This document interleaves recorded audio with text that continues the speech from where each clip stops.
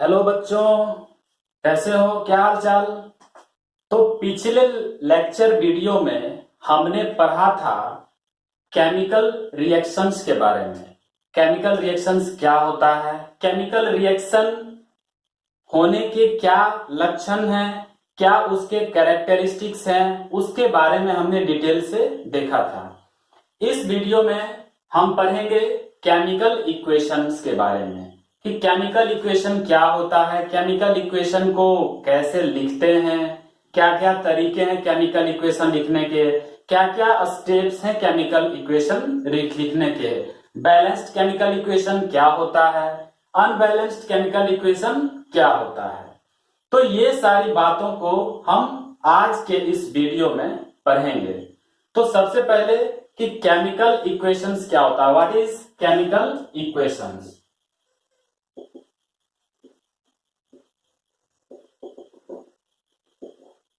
तो बच्चों chemical equations क्या है? एक मेथड है। केमिकल इक्वेशन क्या है? एक मेथड है केमिकल रिएक्शन को रिप्रेजेंट करने का। तो केमिकल रिएक्शन को रिप्रेजेंट करने का एक मेथड है। तो आखिर केमिकल रिएक्शन को रिप्रेजेंट करते हैं विद द हेल्प ऑफ क्या? With the help of symbols and formulas of the substance involved in it. तो किसी केमिकल रिएक्शन में जो सब्सटेंस इन्वॉल्व्ड है, उस सब्सटेंस को जब हम रिप्रेजेंट करते हैं तो उसको हम केमिकल इक्वेशंस कहते हैं, है ना। तो लिखेंगे इसको डेफिनेशन में, the method of representing a chemical reaction with the help of formula and symbols of substances involved in it।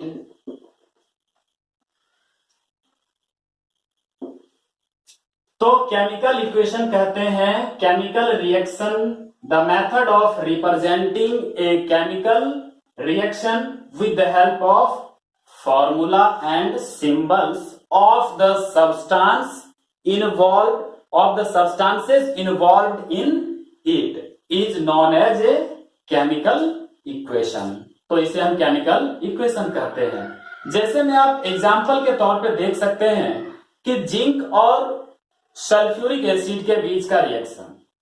तो जिंक और सल्फ्यूरिक एसिड के बीच के रिएक्शन को हम शो करने के लिए हम लिख सकते हैं कि zinc reacts with dilute sulphuric acid to form zinc sulphate and gives out hydrogen gas.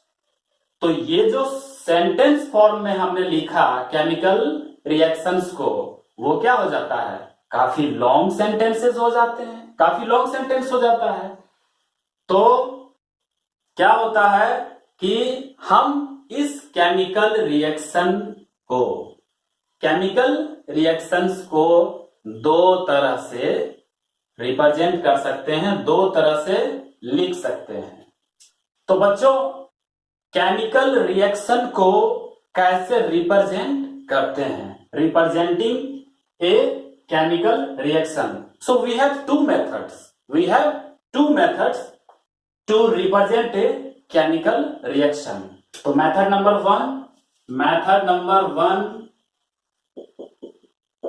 One क्या है कि in terms of words. Method number one, in terms of words, या इसको हम वर्ड इक्वेशंस भी कहते हैं, वर्ड इक्वेशन। इसे हम वर्ड इक्वेशन भी कहते हैं।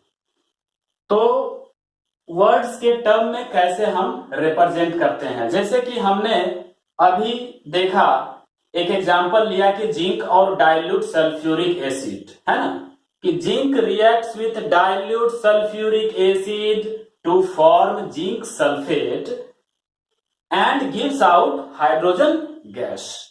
तो इस, चूंकि ये सेंटेंस में लिखा हुआ है, सेंटेंस में काफी लेंदी हो जाता है, तो इसे हम क्या करेंगे कि इसे वर्ड इक्वेशंस के फॉर्म में लिखेंगे, उसे कुछ छोटा करेंगे।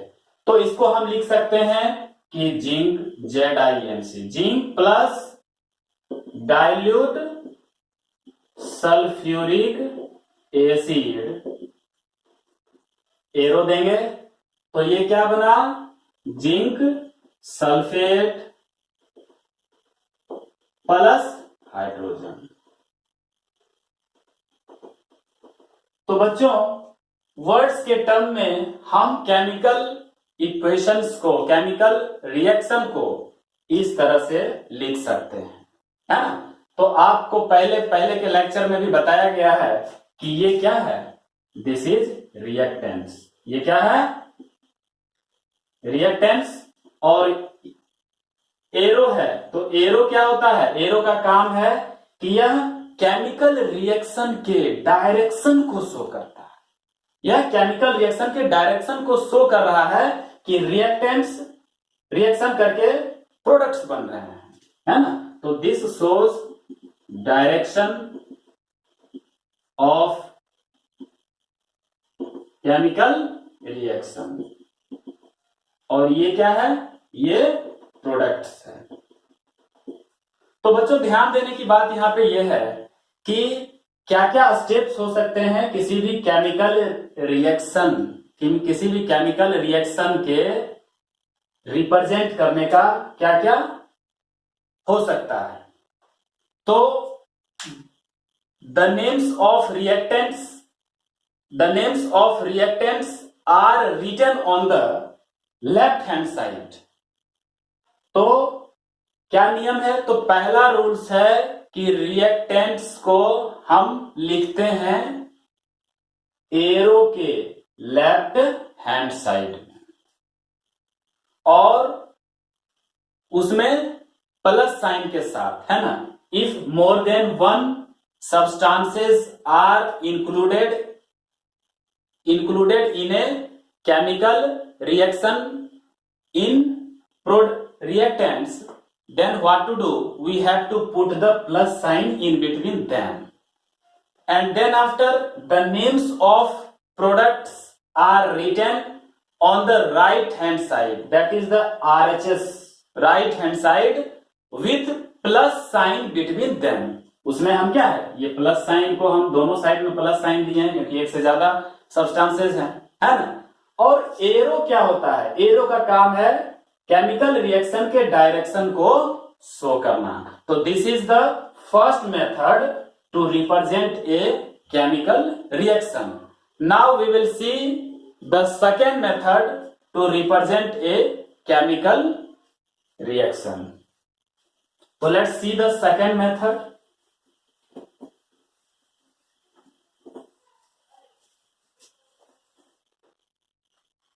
Method number 2. Method number 2, in terms of symbols and formula. In terms of symbols and formulae. इसको हम लोग क्या कहते हैं, इसको केमिकल इक्वेशन भी कहते हैं, कॉल्ड केमिकल इक्वेशन। तो बच्चों, पहला मेथड केमिकल रिएक्शन को रिप्रेजेंट करने के लिए भी बहुत छोटा नहीं था। पहला जो मेथड हमने देखा वो भी किसी केमिकल रिएक्शन को रिप्रेजेंट करने के लिए बहुत छोटा नहीं था। तो इस मेथड में उसी केमिकल रिएक्शन को लिख सकते हैं क्या, तो जिंक था लिखा हुआ, तो जिंक का सिंबल क्या, Zn। डाइल्यूट सल्फ्यूरिक एसिड था तो इसे हम लिख सकते हैं H2SO4। एरो देंगे ये क्या बना था, जिंक सल्फेट और हाइड्रोजन गैस रिलीज हुआ था, है ना। तो इसे उस इक्वेशन को, केमिकल रिएक्शन को हम इस तरह से भी लिख सकते हैं, लेकिन ध्यान देने की बात है कि हमें हर सब्सटेंस का सिंबल या अगर वो कंपाउंड है तो उसके फॉर्मूले को जानना बहुत जरूरी है ना। तो केमिकल इक्वेशन को सिंपली उसके फॉर्मूला और सिंबल में लिख देने से जो हमें प्राप्त होता है उसको हम क्या कहते हैं, उसको हम स्केलेटन इक्वेशन कहते हैं, है ना। तो अब हम फाइनली कह सकते हैं कि ए chemical reaction is a short hand method. आपको जब शुरू में हमने बताया कि केमिकल इक्वेशंस का डेफिनेशन, तो वहां पे हमने लिखा था केवल the method of representing a chemical reaction, लेकिन इतने दूर आने के बाद अब हम केमिकल इक्वेशंस को इस तरह से भी डिफाइन कर सकते हैं, बिल्कुल छोटा डेफिनेशन, कि ए chemical equation is a short hand method of representing a chemical reaction. Chemical reaction को रिप्रेजेंट करने का एक शॉर्ट हैंड मेथड ही केमिकल इक्वेशन कहलाता है ना। तो अब इसमें हम आगे पढ़ेंगे कि बैलेंस्ड केमिकल इक्वेशन क्या होता है, what is balanced chemical equation and what is unbalanced chemical equation. So let's see the balanced chemical equation. तो balanced chemical equations, balanced chemical equations. तो बच्चों बैलेंस्ड केमिकल, जैसा कि नाम से ही पता चल रहा है, बैलेंस्ड, बैलेंस मीन्स संतुलित, है ना। तो संतुलित का मतलब है कि जितना रिएक्टेंट का पलड़ा हो उतना ही प्रोडक्ट का भी पलड़ा होगा, दोनों पलड़ा बिल्कुल बराबर होगा। जैसे हम मार्केट जाते हैं और मार्केट में क्या होता है, दुकानदार क्या करता है, 1 केजी लेना है तो 1 केजी का वो वाट लगाता है, 1 केजी का जो उसका बटखरा है उसे एक साइड रखता है और उसके इक्विवेलेंट में हमें सामान तौल के देता है। इन द सेम वे कि बैलेंस्ड केमिकल इक्वेशन क्या होता है, तो एक chemical equation which has an equal number of atoms of different elements in the reactants and products, मतलब कि रिएक्टेंट और प्रोडक्ट दोनों साइड में जो नंबर ऑफ एटम्स है, अलग अलग एलिमेंट्स के नंबर ऑफ एटम्स हैं वो क्या होंगे, बराबर होंगे, वो क्या होंगे, इक्वल होंगे, है ना। तो हम कह सकते हैं कि बैलेंस्ड केमिकल इक्वेशन में it has an equal number of atoms of different elements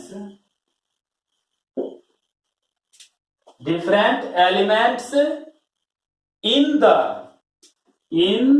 the reactants and products। तो बच्चों रिएक्टेंट और प्रोडक्ट दोनों में जो अलग अलग एलिमेंट्स हैं उसके नंबर ऑफ एटम्स वो क्या होंगे, इक्वल होंगे, है ना। तो हम कह सकते हैं कि इट मतलब balanced chemical equation has an equal number of atoms of the different elements on both the side means reactant and products. तो देखिए एक एग्जाम्पल से हम गौर फरमाएंगे कि हमारी बात कितनी सत्य है ना। तो बैलेंस्ड केमिकल इक्वेशन में हम एक एग्जाम्पल ही हम लेंगे कि जैसे जिंक वाला ही एग्जाम्पल लेते हैं कि Zn प्लस H2SO4, ये क्या हो गया, zinc sulphate plus hydrogen gas release हुआ। तो यहां लिखेंगे कि इन रिएक्टेंट साइड और इन प्रोडक्ट। तो भाई इसमें कितने तरह के एलिमेंट हैं? जिंक है, हाइड्रोजन है, सल्फर है और ऑक्सीजन है। तो लिखेंगे कि number of zinc atoms, number of zinc atoms, number of hydrogen atoms, number of sulphur atoms and number of oxygen atoms. तो जिंक कितना है रिएक्टेंट साइड में? 1 है। बहुत अच्छी बात है। प्रोडक्ट साइड में भी क्या है? 1 ही है। हाइड्रोजन कितना है रिएक्टेंट में? 2 है, 2। एंड प्रोडक्ट में भी 2 है। सल्फर रिएक्टेंट में कितना है? 1 है। प्रोडक्ट में कितना है? ये भी 1 है। ऑक्सीजन एटम कितना है? 4 है। प्रोडक्ट में कितना है? यहां भी 4 है। तो भाई रिएक्टेंट साइड में जितने एटम्स हैं प्रोडक्ट में भी उतने ही एटम्स हैं। तो हम कह सकते हैं कि a balanced chemical equation has equal masses of various elements in reactants and products। यहां मास भी क्या है? इक्वल है ना? यहां पे मास भी इक्वल है। तो आगे टॉपिक है unbalanced chemical equations, that means की स्केलेटल केमिकल इक्वेशंस। जैसा कि नाम से ही पता चलता है कि अनबैलेंस, जिसमें बैलेंस्ड ना हो, है ना? तो ए chemical equation which has an unequal number of atoms of one or more elements in the reactants and products। तो बच्चों वैसा केमिकल इक्वेशन जिसमें अनइक्वल नंबर ऑफ एटम्स हो, वो भी किसमें? तो एक या एक से अधिक एलिमेंट्स में। तो एक रिएक्टेंट और प्रोडक्ट्स के एक या एक से अधिक एलिमेंट्स में जब नंबर ऑफ एटम्स अनइक्वल हो तो वैसे केमिकल इक्वेशन को हम अनबैलेंस्ड केमिकल इक्वेशंस कहते हैं, है ना? तो इसको आप लिख सकते हैं कि it has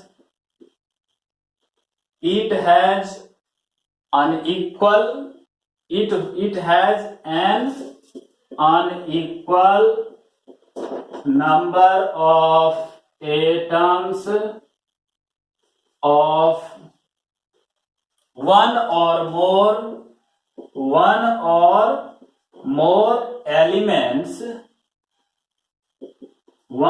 more elements in the reactants and products। तो रिएक्टेंट्स और प्रोडक्ट्स के एक या एक से अधिक एलिमेंट्स में जब अनइक्वल नंबर ऑफ एटम हो तो उसको हम अनबैलेंस्ड केमिकल इक्वेशन कहते हैं। तो इस बात को ज्यादा क्लियर करने के लिए हम एक एग्जांपल लेते हैं। इस बात को ज्यादा क्लियर करने के लिए हम क्या करते हैं? एक एग्जांपल लेते हैं। जैसे कि हाइड्रोजन और ऑक्सीजन रिएक्ट करके वाटर का फॉर्मेशन करते हैं। तो रिएक्टेंट साइड में हम देखते हैं इन रिएक्टेंट्स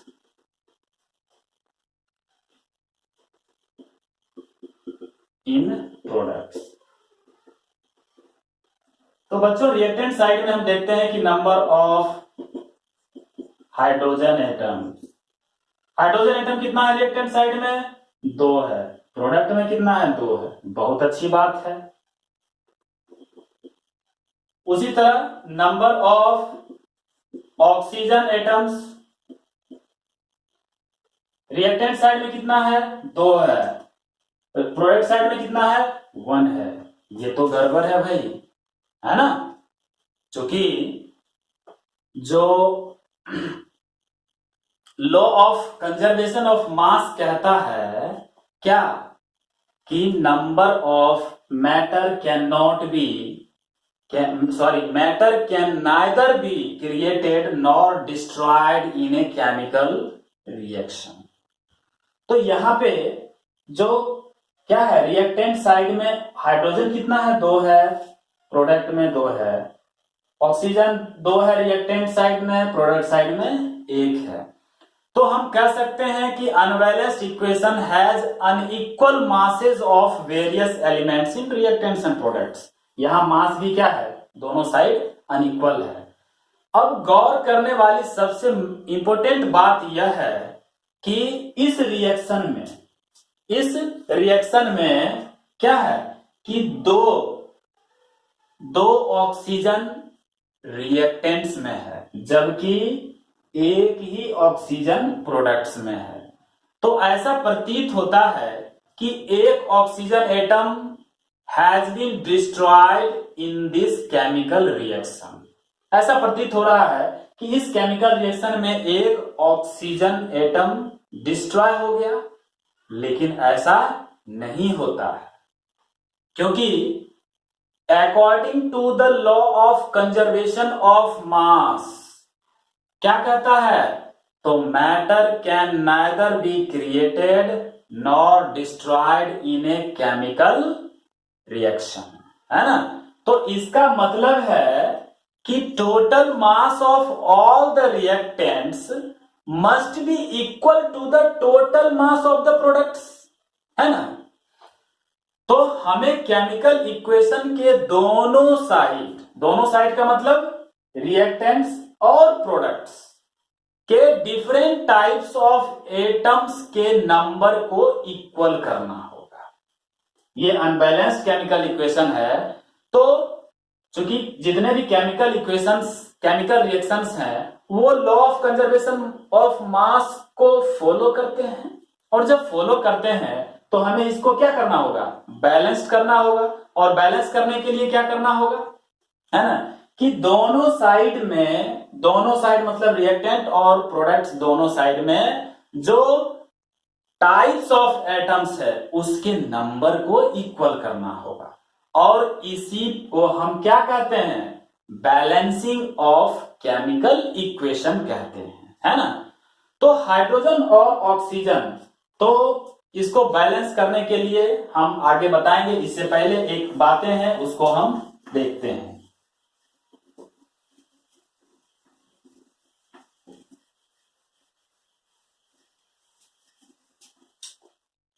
एक जो इसमें बातें हैं कि भाई बैलेंस नहीं है, तो क्या हम इसको इस तरह से लिख सकते हैं, क्या इसको हम इस तरह से लिख सकते हैं, the reaction between hydrogen and oxygen to form water can be written in this way. No, ये प्रोसेस लिखना गलत है, क्योंकि ऑक्सीजन किस फॉर्म में अकर करता है, क्लास 9 में आप पढ़े हैं कि oxygen occurs in the form of O2 molecules. Oxygen हमेशा अकर करता है O2 मॉलिक्यूल्स के फॉर्म में, नॉट एटम के फॉर्म में ऑक्सीजन एग्जिस्ट नहीं करता है। तो जितने भी सब्सटेंसेस हैं उनका एक डेफिनिट फॉर्मूला है जिसको चेंज नहीं किया जा सकता है ना। जितने भी सब्सटेंस हैं उनका एक डेफिनिट फॉर्मूला है जिसे चेंज नहीं किया जा सकता है। तो इसलिए हम इक्वेशन को बैलेंस करने के लिए किसी भी एलिमेंट या कंपाउंड के फॉर्मूले को नहीं बदल सकते, है ना। तो हमें क्या करना होगा, what to do to balance the unbalanced chemical equation. तो हम सिंबल या फॉर्मूला में केवल 2, 3, 4, 5, 6 इस तरह से नंबर से मल्टीप्लाई करके उसे बैलेंस कर सकते हैं, है ना। तो बच्चों केवल ऑक्सीजन ओनली, नोट इंपोर्टेंट बातें हैं कि only oxygen, nitrogen, hydrogen, iodine, fluorine, iodine, bromine, है ना, ब्रोमीन Br2। तो ये सारे